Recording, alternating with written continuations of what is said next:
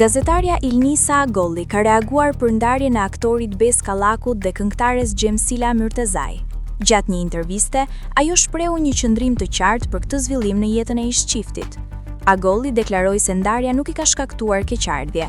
Ajo e konsideron vendimin për t'i dhënë fund një marrëdhënieje si pjesë të zgjedhjes personale dhe të përgjegjësisë që individët marrin për jetën e tyre. Sipas saj, në realitetin aktual, shumë njerëz vendosin të mos qëndrojnë më në marrëdhënie vetëm për shkak të presionit social apo opinionit të tjerëve. Ajo e përshkroi këtë prirje si një ndryshim në mënyrën se si burrat dhe gratë marrin vendime për jetën personale. Agolli ka një lidhje të hershme miqësore me Bes Kallakun.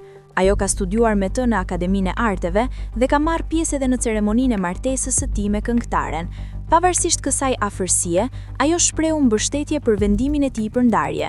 "E kam shumë xhan dhe ka bërë shumë mirë që është ndarë", tha ajo. Gazetarja lidhi këtë qëndrim edhe me krijimtarinë e fundit të aktorit. Sipas saj, tekstet e këngëve që ai ka publikuar së fundmi tregojnë një reflektim personal dhe orientim drejt ecjes përpara.